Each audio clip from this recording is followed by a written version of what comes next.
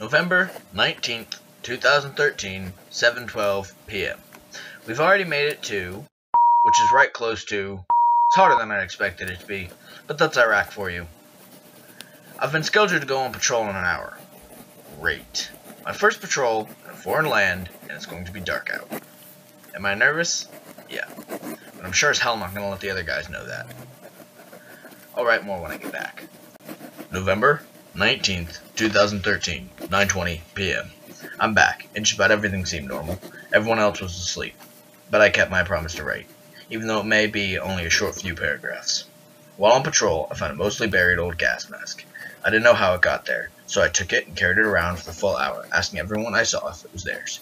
Eventually, the other patrolmen yelled at me to stop and lose the gas mask. Defiant as I was, I hid the gas mask away and continued. Once I returned, I stuffed the old gas mask, into the footlocker at the end of my bed. I'm going to sleep now. I'll write tomorrow.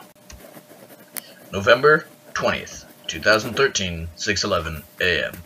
We've just finished drilling, and now I'm at breakfast.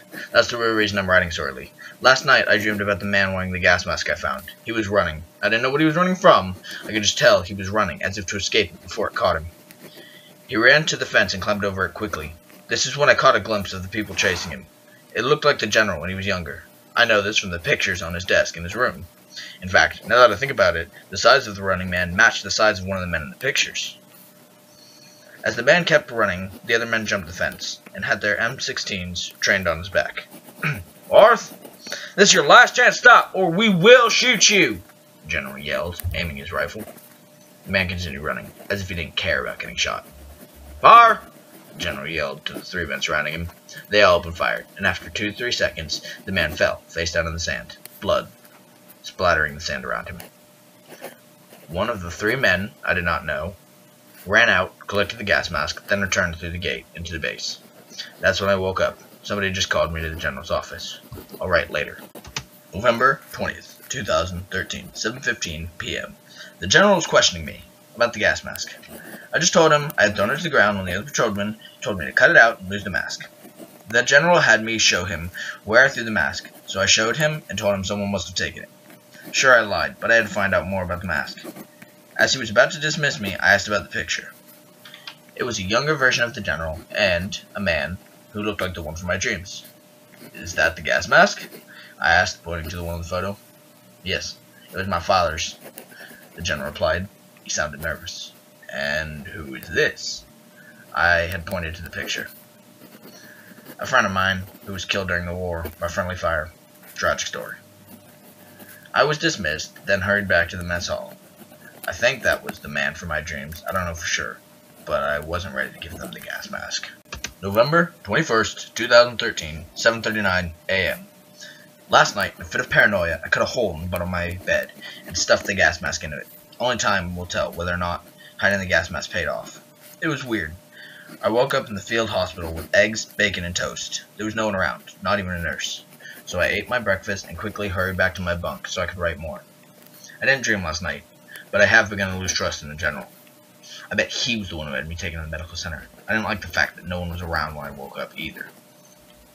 Everyone must have gone on a hike or something. Maybe he believes I have the gas mask and he's trying to single me out so he can shoot me dead. Just say I disappeared or something. I don't think I'm going to drills today. I feel absolutely sick to my stomach, so I will just lay in bed, and if I go to the mess hall, I'll tell them it hurt so much to move that I couldn't make it to physical training. November 21st, 2013, 1:53 p.m. Lunch rolled around, and I was lucky. I found an MRE deep in my pack from boot camp. No one had shown up yet, so I quickly ate my lunch and made my way to the mess hall. I figured they had more MREs that I could stock up on. Since no one was even around, I quickly hurried to the mess hall, slinking through the shadows. What had confused me was the fact that the mess hall was open. Not just left unlocked, but the doors were wide open. There was food on plates, the line, but no one was to be found. I quickly pushed open the door to the kitchen, afraid of the punishment I would have received if I had been caught. I still feared. I had found boxes of MREs stacked up against the wall. I stole 29, I think, something like that. I don't want to recount at the moment. I can see people returning. I will write later. November 22nd, 12:03 a.m. When they returned, I wasn't questioned or punished or dishonorably discharged. All of the men had gathered around me, trying to comfort me because I was sick. I'm starting to consider leaving. I was going to write to Mom about it, but then the thought hit me. Mom had hoped that I would come to this base. She said, "I hear the general there is a great one." I bet she's in on it. She might even be here plotting with the damned man. The more I think about it, write about it too, the more I'm believing the story. If I can't even trust my mom, who can I trust? November 22nd, 9:16 a.m. I made myself vomit so I wouldn't have to go to drills today. I think I'm leaving tonight. I don't know where I'm going to go, but I'm going to go. Maybe I'll just hop on a plane and go to America. I just raided all the other men's bunks and stole whatever they had for cash. Hopefully they won't notice before I leave, because then I'll be found out, and they'll all participate in shooting me dead. I still can't believe my own mother would try and have me executed by her general. Wait, was she sleeping with him? Just the thought of it made my blood boil. I feel like I'm losing touch with humanity. They've already let me go. I bet there is already a grave ready for my body. If I return home, my life was all a lie. I never would have stole or mistrusted my general. I would have followed him indefinitely. The thought just crossed my mind. How am I to trust the president? I can't even trust the general, and he is right close to me. I can't go home. I have to just go walk into the desert and keep going. I would rather die out there than be killed by these people. People are coming. I will write a final time later on tonight. November 23rd, 1:24 a.m. I'm getting ready to leave. I think I'm just going to head out into the desert and keep walking. So this is my final goodbye to anyone who may actually still care about me. I just put my gas mask on, and now I'm leaving. November 23rd, 2013, 3 a.m. Jones went missing. We don't know when. We woke up to gunfire at about 2:47 a.m. We all grabbed our guns and rushed out, but it was all clear. When I came back, Jones's bed was all ripped open, and nothing was left but this journal. After reading this, I got worried, but I couldn't find him anywhere. The general assured us that he went AWOL. I don't know, but we have bigger fish to fry. Tech Sergeant Witzel.